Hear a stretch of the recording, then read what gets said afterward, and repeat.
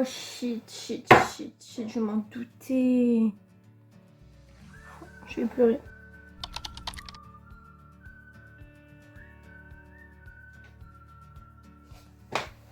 Coucou tout le monde, j'espère que vous allez bien. On se retrouve comme d'habitude une fois par mois pour un petit récapitulatif.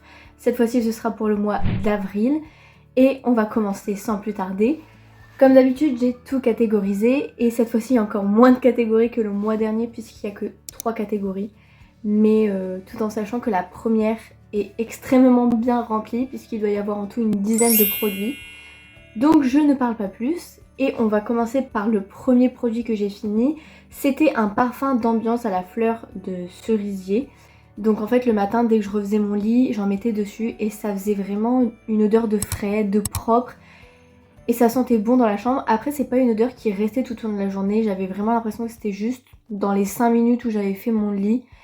Mais je trouvais que ça donnait voilà un petit mood. Mais sachant que je l'avais gagné et qu'il ne tient pas plus que ça en termes d'odeur, je veux dire, je ne pense pas le reprendre.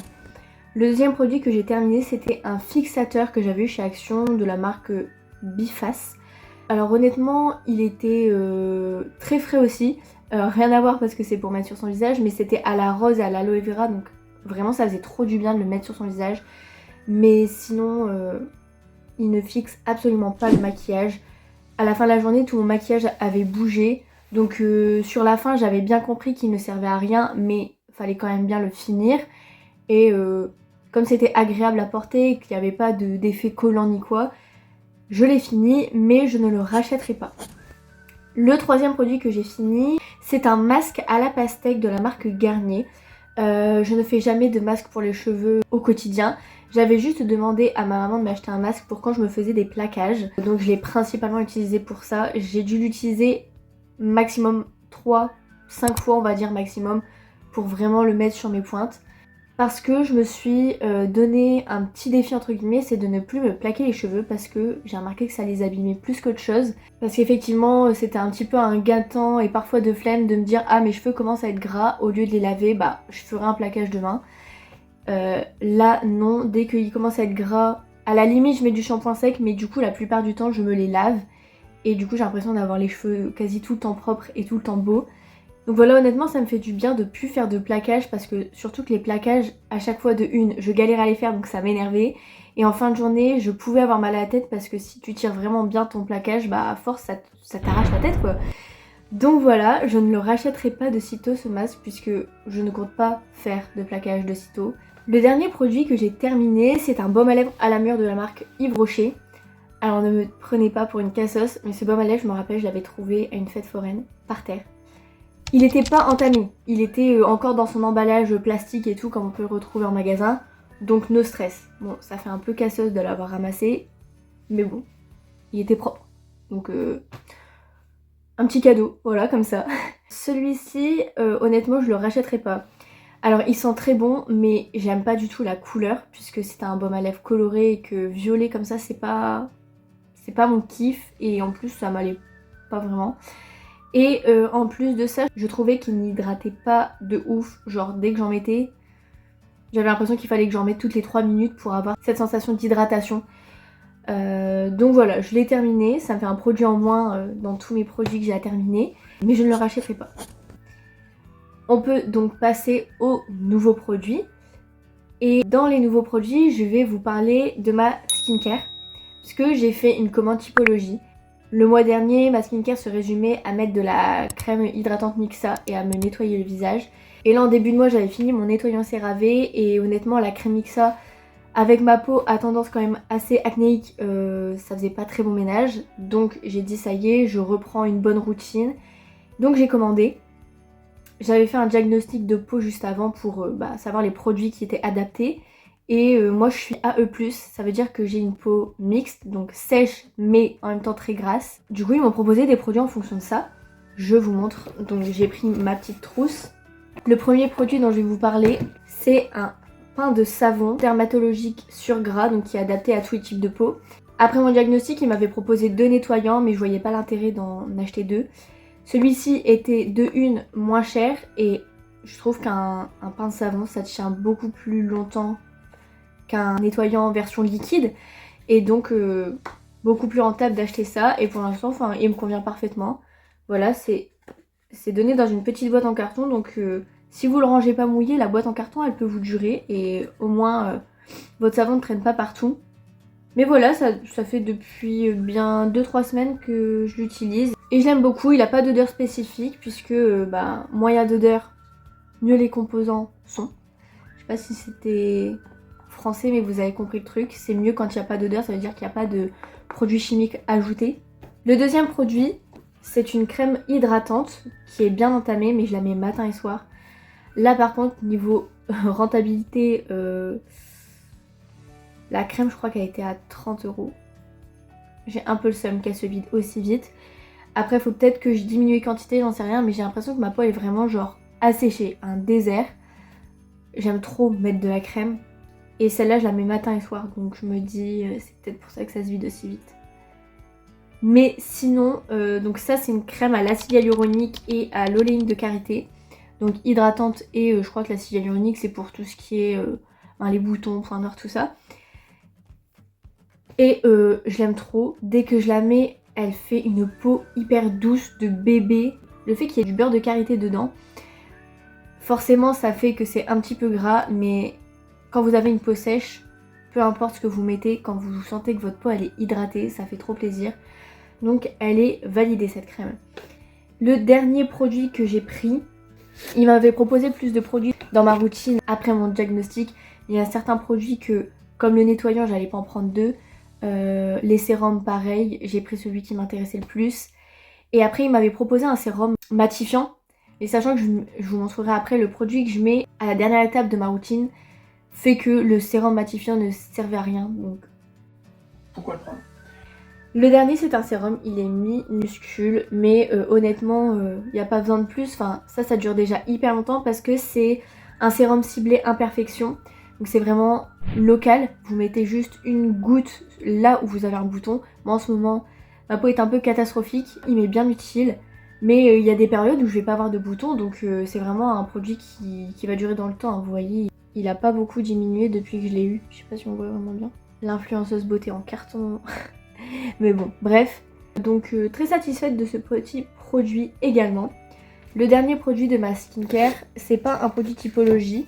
C'est une crème solaire parce que c'est hyper important de mettre de la crème solaire. De une parce que ça vous protège des UV et donc des potentiels cancers de la peau. De deux, ça ralentit le vieillissement cutané de votre peau. Donc au plus vous vieillirez, vous aurez moins de rides et de taches de soleil, on appelle ça, si vous avez mis de la crème solaire tous les jours plus jeune. Et en plus de ça, moi comme j'ai beaucoup de boutons, le fait que je mette de la crème solaire, ça permet, quand je m'expose au soleil, que mes cicatrices ne brunissent pas au soleil. Et donc finalement, en fait, avec la crème solaire, mes cicatrices se voient beaucoup moins. J'ai pris la plus puissante, la 50+. Prévention, mettez tous de la crème solaire, c'est hyper important. Les derniers produits dont je vais vous parler, c'est des produits Adopt, puisqu'on a été faire les magasins avec ma soeur et j'avais plus de parfum. Donc je voulais aller me racheter mon Sunny Vibes. Il était encore vivant jusqu'à il y a un quart d'heure. Parce qu'en voulant faire un peu une belle présentation, j'avais mis mes parfums, sauf que j'ai trop voulu décaler les livres parce que là il y a une moitié des livres qui sont dans le vide. J'avais mis trop de poids de ce côté-là et donc tout est tombé. J'ai réussi à en sauver un sur deux. J'ai trop le seum, mais j'ai un seum monumental. Je suis dégoûtée, mais bon c'est pas grave, ça m'apprendra, au moins je referai plus la même erreur. Après je vous en aurai pas reparlé en détail parce que je vous en ai déjà parlé dans l'ancienne vidéo, mais juste voilà, genre je l'avais racheté et il s'est cassé. J'ai trop le seum. Je pense qu'on avait compris. Mais bref, le deuxième parfum que je me suis pris, c'est le Girl Secret. J'ai failli prendre celui au Paris-Brest et ma soeur l'a senti et en fait ça sent... C'est très bizarre de dire que ça sent un peu la même odeur que le Paris-Brest puisque l'odeur principale c'est un milkshake à la pistache. Mais ça sent le gâteau, le sucré. C'est tout ce que j'aime. Ça me fait penser un petit peu à la brume Sol de Janeiro de ma petite soeur. Et je l'ai senti, j'ai dit ok c'est bon, je ne prends plus le Paris-Brest. Je prends celui-là. Enfin j'ai hésité quand même longuement, sachant que j'ai un tempérament très indécise. J'ai au moins mis 10 minutes à me décider. Hein. Je les ai au moins retestés 2 ou 3 fois chacun. Et j'ai fini par prendre celui-là parce qu'il était quand même moins sucré que l'autre et j'avais pas non plus envie de sentir le gâteau à fond. Donc je suis partie sur celui-là, mais vraiment ils sont divinement bons. J'aime trop. Ça fait 2 jours d'affilée que je le mets. Là ce matin j'avais changé, j'avais mis l'autre. Mais je pourrais plus le remettre. C'est pas grave. On va positiver. Donc celui-ci, gros coup de cœur. J'ai quand même acheté un troisième produit chez Adopt que j'avais vu dans les stories de Lola Nanas. C'est les bougies Adopt. Et elles sentent extrêmement bon. Moi j'ai pris déjà la boîte, elle est trop belle. Je l'ai gardée pour ma déco de chambre. C'est la Madeleine Chérie. Et elle sent extrêmement bon. Genre à chaque fois que je rentre des cours, je rentre dans ma chambre, ça sent l'odeur de la bougie. Elle embaume toute ma chambre. J'aime trop en plus parce que, genre dites-vous, je l'ai pas encore allumé. Mais imaginez quand je vais l'allumer, l'odeur que ça va avoir. Le pot est comme ça, il est jaune pastel. J'aime trop. Ça va trop bien dans ma déco avec leur logo. C'est un pivert je pense. Non. Un pivert c'est dans les forêts mais c'est les petits oiseaux qui vont super vite je crois là. Tout vert et tout minuscule. Bref, on s'en fout. Ça sent le gâteau, le sucré encore une fois. Et je kiffe. En tout cas, je retournerai faire un tour du côté des bougies chez Adopt. On passe maintenant à la catégorie des livres et j'ai lu 3 livres ce mois-ci. Le premier que j'ai lu c'est Campus Agency de Lily Blabla.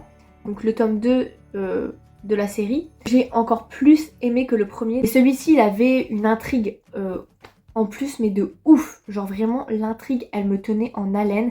Dans cette histoire, c'est la trope opposée au tome 1, puisque dans le tome 1, c'est un enemy to lover, là c'est un friends to lover, parce qu'à la base, ils sont meilleurs amis depuis toujours. Et avec une sorte de fake dating que j'ai validé à 100%. Et comme je vous l'ai dit, l'intrigue, elle était tellement prenante, elle est tellement partie loin que j'étais en apnée. J'étais en apnée par rapport à l'intrigue.